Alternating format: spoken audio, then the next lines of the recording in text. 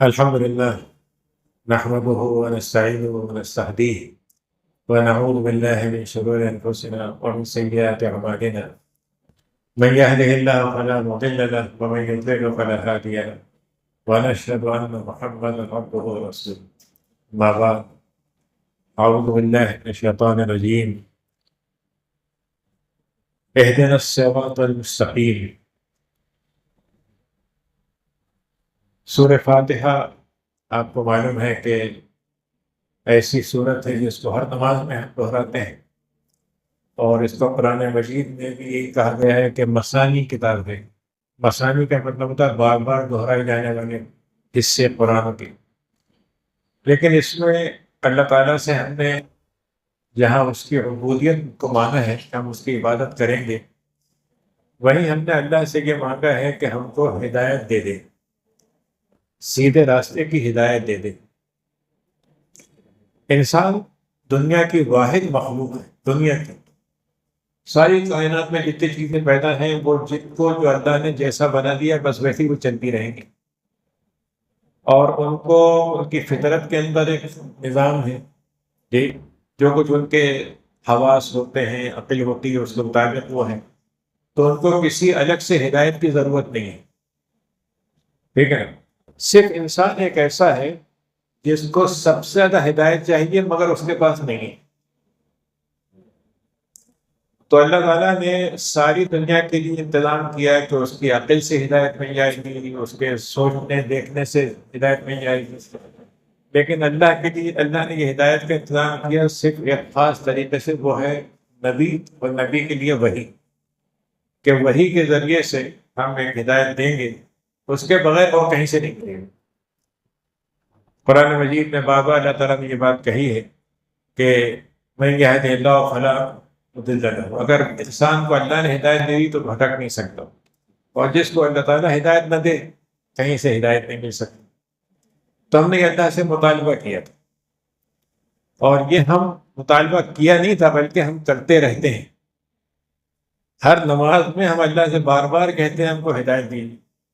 اب ایک آدمی کہہ سکتا ہے کہ بھائی ایک آدمی آپ کہیں کہ مجھے ملازمت دے دیجیے، ملازمت دے دی اس نے، اب آپ اس سے پھر کہیں کہ ملازمت دے دیجیے، پیسہ دے تو چکا، کیوں ایسا ہے مسئلہ کہ بار بار کیوں مانگا جا رہا ہے؟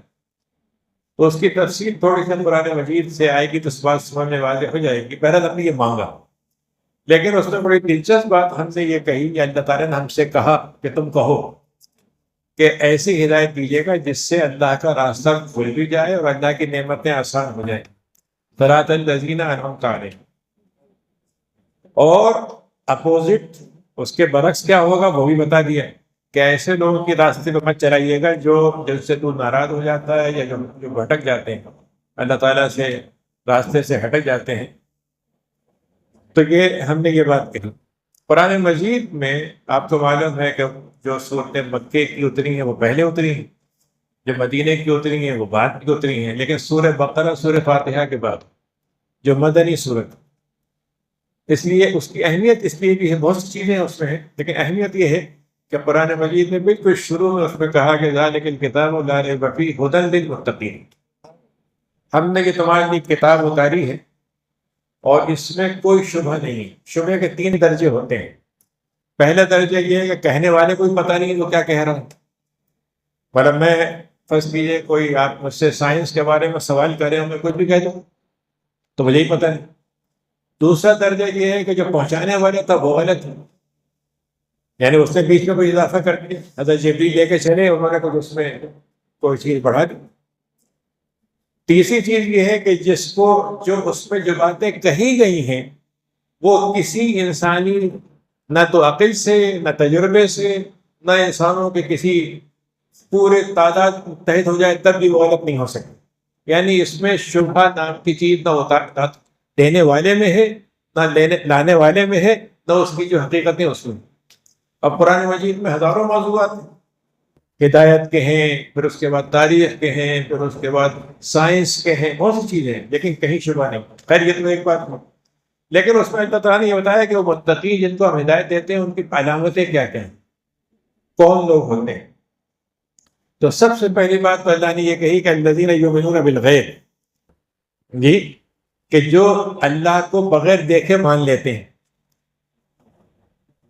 ہمارے ہاں سائنس جو ہے وہ بالکل دوسری چیز کہتی ہے. وہ کہتے ہیں ہم اس کو مانیں گے جس کو دیکھیں گے، ہم بغیر دیکھے نہیں مانیں گے اور بغیر لیبارٹری ٹیسٹ کے نہیں مانیں گے. اللہ تعالیٰ یہ کہتا ہے کہ ہم نے ایمان کا تقاضا کیا جو انسان کے یقین کا اعلیٰ ترین درجہ ہے، جس میں ذرا سا شبہ نہیں ہوگا. کیونکہ جب کتاب لاریب ہے تو آپ کا ایمان بھی لاریب ہونا چاہیے. تو اس میں ذرا سا بھی شبہ ہوتا ہے، یعنی آپ یہ کہیں کہ میں 90% ایمان رکھتا ہوں، 1% شبہ ہے، ایمان نہیں ہوگا. تو پھر اللہ تعالیٰ نے یہ کہا کہ یہ غیب پر رکھنا ہے تمہیں مانے بغیر. تو ہمارے یہاں غیب جو ہوتا ہے دو چیزوں کو ہم گٹمٹ کرتے ہیں. ایک چیز ہے نان ایگزسٹنگ، وہ ہے ہی نہیں. مثلاً دیکھو صاحب یہ ایلین رہتے ہیں، دیکھو صاحب وہ چوڑائے گھوم رہی ہیں. اب جو چیز ہے ہی نہیں اس کو آپ کہتے رہے، کیا فرق پڑتا ہے؟ ہزاروں خدا بنا دیجیے، کوئی فرق نہیں پڑتا. دوسرا مطلب ہوتا ہے کہ جو چیز ہے مگر وہ ویزیبل نہیں ہے، دیکھ نہیں جا سکتی. یعنی آپ اس کو اپنے احساس سے، اپنے آنکھوں سے، اپنے تجربے سے دیکھ نہیں سکتے. قرآن مجید میں اللہ تعالیٰ نے موسیٰ نے کہا مجھے دکھا دیجیے، تو کہ لن ترانی، نہیں دیکھ سکتے. تو نہ دیکھا جانے کا مطلب یہ نہیں کہ وہ وجود نہیں رکھتا ہے نا. اچھا، اب غیب کے بھی 3 درجے ہیں. پہلا درجہ تو وہ ہے جس کا صرف اللہ کو علم ہے، کسی کو اس نے نہیں بتایا.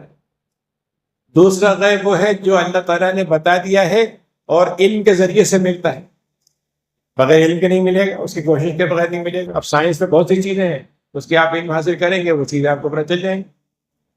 تیسرا غیب وہ ہے جو میرے لیے ہے، آپ کے لیے نہیں ہو سکتا، الگ الگ ہو سکتے ہیں، کسی کو معلوم ہے کسی کو نہیں معلوم ہے. تو جو اصل غیب اس کو اللہ تعالیٰ نے کہا وہ ہے جو کسی کو نہیں بتایا اللہ تعالیٰ. جیسا قرآن میں کہا اللہ نے کہ ہم نے کسی کو نہیں بتایا قیامت کب آئے گی، ہم نے کسی کو نہیں بتایا کہ بارشیں کب ہوں گی، کتنی ہوں گی، کیا فائدہ ہوگا اس سے، بچے کیسے پیدا ہوں گے. تو اب یہ جو غیب ہے اس کو مان لینا اس بنیاد پر کہ کہنے والا سچا ہے. یعنی یہاں مثال کیوں دی جا رہی ایمان کی؟ اللہ تعالیٰ کہتا ہے کہ ومن اصدق من اللہ حدیثا، اللہ سے بڑھ کر سچا کون ہو سکتا ہے. تو اگر اللہ تعالیٰ یہ بات کہہ دے کہ یہ میں کہہ رہا ہوں تو مجھے اس کے ثبوت کی ضرورت نہیں ہوتی. جی، ثبوت تو اس سے ضرورت ہوتی ہے کہ بارے مجھے شبہ ہو، یقین نہ ہو. تو اللہ تعالیٰ نے کہا کہ وہ غیب کے ساتھ ایمان رکھتے ہیں. اب یہ ایمان کا درجہ ہو گیا جو ایمان جہاں سے ہمارے پلرز آف ایمان کہلاتے ہیں، ارکان ایمان. اب اس کے بعد آپ دیکھیے دوسری چیز اللہ تعالیٰ نے کہی کہ یقیمون الصلاۃ، نمازوں کو قائم کرتے ہیں اور جو کچھ ہم نے دیا ہے اس میں سے وہ اللہ کی راہ میں خرچ کرتے ہیں. تو پہلی علامت ہو گئی نماز. یعنی نماز جو ہے وہ یعنی یوں سمجھیے کہ میرے جسم کے اندر ایک جسم ہے اور ایک میری روح ہے. میں روح کو نہیں دیکھ سکتا اپنا. تو نماز کا ایک تو ظاہری حصہ ہے، ہم وضو کرتے ہیں، طہارت کے ساتھ آتے ہیں، نماز پڑھتے ہیں، اس کے ارکان ادا کرتے ہیں. اور ایک یہ ہے کہ نماز کو اس کی روح کے ساتھ قائم کرتے ہیں. اس کی جو اصل اللہ تعالیٰ کے لیے اللہ نے کہا کہ تم اللہ کو ایسے مانو جیسے تم دیکھ رہے ہو، ورنہ اتنا دیکھو کہ اللہ تعالیٰ تمہیں دیکھ رہا ہے. اور یہ معراج سے ملی یہ نماز جو نبی کریم معراج میں کہتے تو ہماری معراج یہ نماز ہے. تو یقیناً وہ قائم کرتے ہیں. یعنی قائم کرنے کا مطلب اگر آپ یوں کہیں کہ وہ ان کے زندگی کے نظام میں نماز بالکل نیچرل فٹ ہو جاتی ہے. اس کے لیے الگ سے کوئی کوشش نہیں کرنا پڑتی. تو جیسے آپ صبح اٹھتے ہیں تو آپ کو ایک کام کرنا ہے، کھانے کے وقت ایک کام کرنا ہے، سونے کے وقت ایک کام کرنا ہے، ایسے ہی نماز کے وقت نماز پڑھتے ہیں. تو یہ نمازوں کو قائم کرتے ہیں.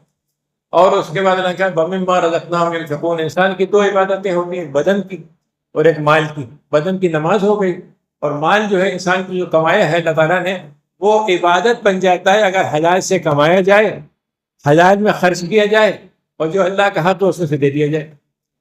جی، تو وہ اس میں سے خرچ کرتے ہیں. قرآن میں اللہ نے کہا کہ سارا مال نہیں خرچ کرنے کا، کہا مما، تھوڑا سا اس میں سے خرچ کرتے ہیں. اس کے بعد اللہ تعالیٰ نے کہا کہ ان کی ایک اور خوبی کیا ہے، یؤمنون بالغیب ومما رزقناہم ينفقون. اور جو اللہ تعالیٰ کے اس وعدے پر یقین رکھتے ہیں کہ آخرت آنے والی. جی، بما انزل، ہاں، جو کچھ اتارا گیا ہے نبی پر پرانے اور آج پر، اس کو مانتے ہیں. آج کے دور میں جو ہمارے یہاں نئے فتنے آ رہے ہیں ان میں سے ایک فتنہ یہ ہے کہ یہودیوں کو مان لو تو ابراہیمی ہو گئے، عیسائی کو مان لو تو ابراہیمی ہو گئے، محمد صلی اللہ علیہ وسلم کو مانو نہ مانو ابراہیمی بن گئے۔ اللہ تعالیٰ یہ کہہ رہا ہے کہ جتنے انبیاء اتارے ان کو بھی تو ماننا ہے، لیکن ان کے ساتھ تمہیں بھی ماننا ہے۔ یعنی ہمارے یہاں بہت سے یعنی آج کل نئے نئے قسم کے جو علمی نقطے نکالنے والے پیدا ہوتے ہیں، کہ اب کہاں قرآن میں آیا کہ نبی کریم کو ماننا ضروری ہے؟ اگر ہم نے عیسیٰ کو مان لیا تو کافی، موسیٰ علیہ السلام کو مان لیا تو کافی۔ اللہ تعالیٰ کہتا ہے کہ اس وقت سے لے کے اب تک سب کو ماننا، نبی کریم سمیت، اور اسی میں یہ بھی شامل ہے کہ آپ کے بعد اب کوئی نبی نہیں آئے گا، کیونکہ جب یہاں تک بات ختم ہو گئی تو آپ کوئی نبوت کا دعویٰ کرے اور ماننے والے پیدا ہو جائیں۔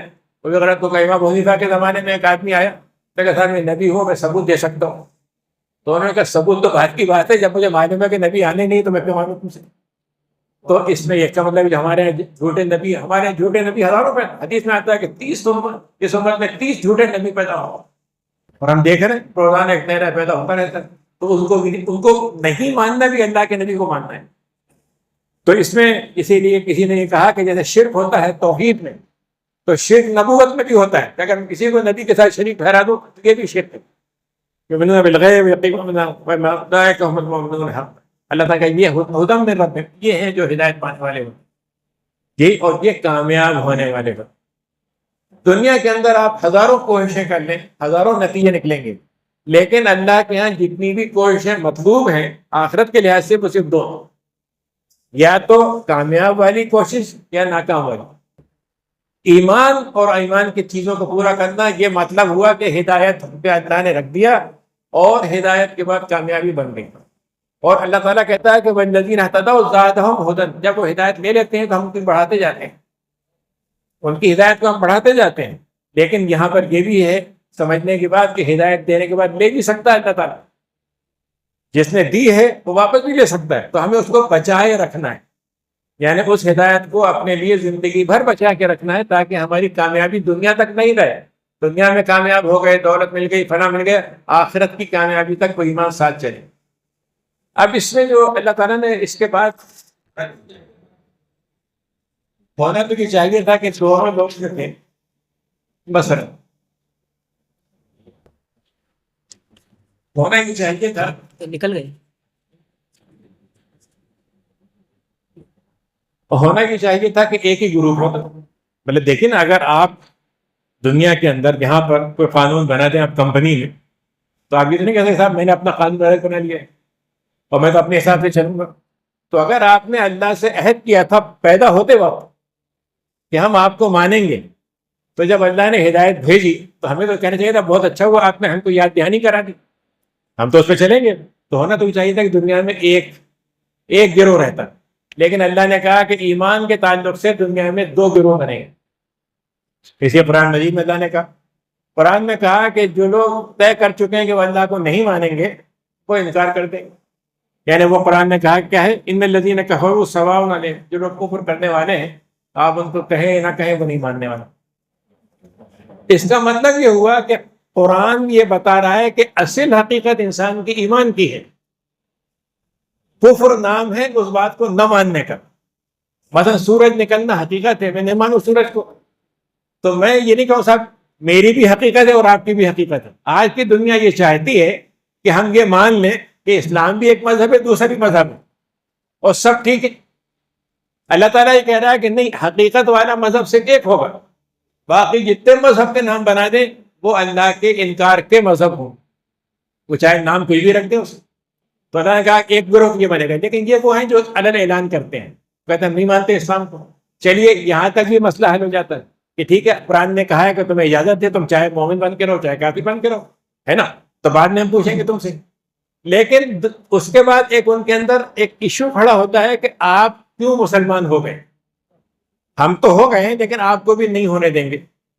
تو یہاں سے جو اسلام کو، جس پر اللہ تعالیٰ کو ناراضگی ہوتی ہے اور اس پر اللہ تعالیٰ اس کو کرتا ہے، وہ یہ کہ وَيَصُدُّونَ عَن سَبِيلِ اللَّهِ، وہ اللہ کے راستے سے کھڑے ہو جاتے ہیں روکنے کے لیے۔ آج دیکھ لیجیے کیا ہو رہا ہے، ایک آدمی اپنے مذہب پہ جہے چاہے رہے، لیکن آپ کو نہیں رہنے دیں گے، آپ کی نمازیں نہیں پڑھنے دیں گے، آپ کوئی چیز کر رہے ہیں اس کو کرنے نہیں دیں گے۔ جی یہ کہاں سے آ گیا کفر کی تعریف؟ آگے لیکن جوڑ دیا گئے۔ تو اللہ تعالیٰ نے کہا کہ کفر کرنے والے تم کتنا بھی کر دو ان کو فائدہ نہیں ہوگا، لیکن یہ کہ یہ ایک درجہ ہے۔ اس میں کافر دونوں قسم کے ہو سکتے ہیں، مسلمانوں میں سے کافر ہو گئے مثلا، یا ہمیشہ سے کافر ہو یا نسلی کافر ہو۔ تیسرا گروہ ان سے آگے کا ہے، وہ ہے کہ وہ آپ کے ساتھ بھی ہے، دوسروں کے ساتھ بھی ہے۔ قرآن نے کہا کہ وَمِنَ النَّاسِ، اللہ نے کہا کہ ایسے لوگ بھی ہیں جو کہتے ہیں آمنا باللہ وبالیوم الآخر وما ہم بمؤمنین، وہ آپ کہتے تو ہیں ایمان لاتے ہیں ہم، لیکن ایمان نہیں رکھتے اور اللہ کو دھوکہ دیتے ہیں۔ پھر اللہ نے کہا کہ ان کے دل میں ایک مرض ہے جو ہم بڑھا دیتے ہیں۔ پھر ان لوگوں کی علامت کیا ہے؟ ان کی علامت یہ ہے کہ وہ دعویٰ کرتے ہیں کہ دنیا میں ہم خیر خواہ ہیں، ہم اصلاح ریفارمر ہیں، ہم بھلائی چاہتے ہیں۔ اللہ کہتا ہے وہ صرف فساد پھیلاتے ہیں۔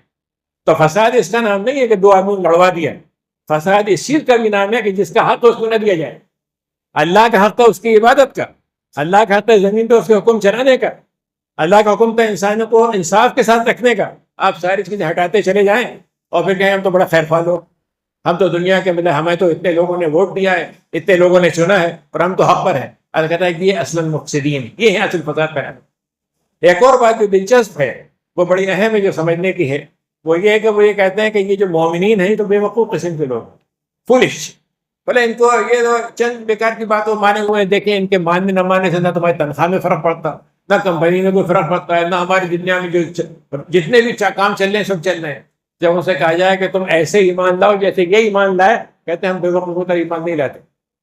آج کے دور میں ہمارے مسلمانوں بھی ایسے لوگ ہیں جو کہ صاحب ہم تو وی آر ریشنلسٹ، ہم بڑے عقل والے ہیں، عقل طے کر دے گی تب ہم مان لیں گے، ہماری سمجھ میں آ جائے گا تو ہم مان لیں گے۔ تو آپ کی فیصلہ کرنے والی ذات آپ کے خواہش بن گئی، نہ کہ اللہ تعالیٰ۔ تو اللہ تعالیٰ نے یہ کہا کہ یہ فولش۔ تو اس میں یہ تین گروہ ہیں، اب اس میں تین درجے ہمیں طے کرنے ہیں۔ اس میں پہلا درجہ یہ ہے کہ ہم کس کے ساتھ ہیں، ہم کس کے ساتھ ہمیں ہونا چاہیے۔ ایمان کے ساتھ ہیں تو اس کی علامتیں الگ ہیں۔ قرآن مجید پورا اس کو بتاتا ہے کہ مومنین کیسے ہوتے ہیں، اللہ کے بندے کیسے ہوتے ہیں، جی رات میں کیسے ہوتے ہیں، دن میں کیسے ہوتے ہیں، حلال حرام میں کیسے ہوتے ہیں، اللہ کے ساتھ رہنے میں، دوسروں کے ساتھ معاملات میں کیسے ہوتے ہیں۔ یا پھر ہم یہ طے کر لیں کہ ہم کافر بننا چاہتے ہیں، تو یہ بھی انجام کی بات ہے، لیکن اللہ نے کہا کہ فلاح والے تو ہدایت والے ہی ہوں گے۔ تیسرا درجہ جو اس سے خراب ہے وہ یہ ہے کہ ہم آدھے ادھر رہیں آدھے ادھر رہیں، جی راضی رہے احرمن بھی رہے جہتے ہیں بھگوان بھی، یہ نہیں چل سکتا اسلام۔ اللہ تعالیٰ یہ کہتا ہے کہ میں تنہا ہوں اور مجھے ہی تنہا ماننا ہوگا۔ توحید نام ہی اس بات کا ہے کہ سب کا انکار پھر اللہ کا اقرار۔ وَمَن يَكْفُرْ بِالطَّاغُوتِ وَيُؤْمِن بِاللَّهِ، سارے طاغوتوں کو، سارے نہ ماننے والوں کا انکار کر کے پھر اللہ کو مانو۔ تو ہمارے پاس یہ آپشن بھی نہیں، لیکن مسئلہ یہ ہے کہ یہ تینوں آپشن تو موجود ہیں۔ اب ہم کیا کریں؟ تو ہم نے طے کر لیا کہ مسلمان رہیں گے، چلیے یہ مسئلہ حل ہو گیا۔